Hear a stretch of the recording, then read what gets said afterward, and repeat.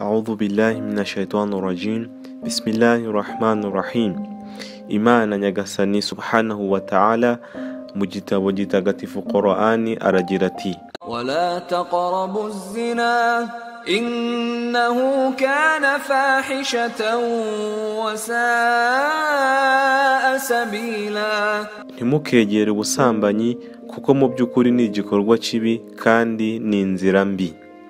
Iyi aya wayisanga mu isura ya 17 umurongo wa 32. Ibisobanuro kuri iyi aya ni byinshi cyane, amatafsiri agiye atandukanye yagiye yandika kuri iyi aya, ariko uyu munsi twabahitiyemo igitabo cyitwa Tafsir Nur kugira ngo turebere hamwe ibisobanuro by'iyi aya igaragara muri Qur'ani. Iyo turebye kuri page ya 53 y'iyo Tafsir Nur dusangaho ibisobanuro by'iyi aya, aho bagira bati ingingo dukura muri iyi aya: igikorwa kigayitse cy'ubusambanyi gikurikirwa n'ubwangizi bw'umuntu ku giti cye, bwa sosiyete ndetse n'ubw'umuryango, bityo akaba ari nayo mpamvu mu idini ya Islamu byaziririjwe, muri make bigirwa haramu. Ndetse muri Qur'ani iki gikorwa cyaje mu gatebo kamwe n'ibyaha bindi nko kubangikanya Imana, kwica ndetse no kwiba. Bumwe mu bwangizi igikorwa cy'ubusambanyi giteza. Ahangaha baje batubwira ubwangizi 9 igikorwa cy'ubusambanyi giteza. Rimwe, abakora ubusambanyi kubera baba bakurikiye irari ry'umubiri gusa, umwe ku wundi, nta rukundo ndetse n'umunezero bibaha.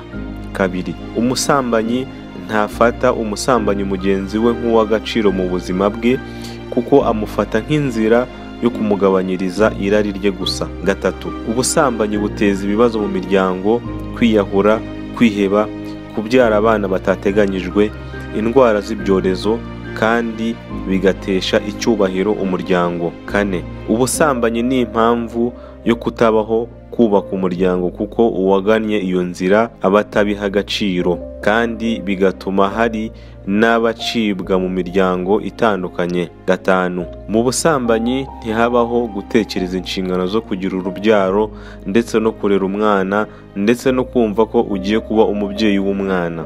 Gatandatu, ubusambanyi butuma icyubahiro no kugira ijambo muri rubanda by'umuntu byangirika, kandi bigatuma umuntu apfa vuba, nk'uko tubifite muri hadithi nyinshi ko umusambanyi igihe cyo kubaho cye kiragabanuka bitewe n'ubwo busambanyi bwe. Karindwi, kubera gukora ubusambanyi bidasaba kwihinga n'amafaranga menshi cyane, umusambanyi kubera kumenyera gukora ibyo roho ye imutegetse mu kuyishimisha, bituma akomeza kwijandika mu byaha byinshi bindi.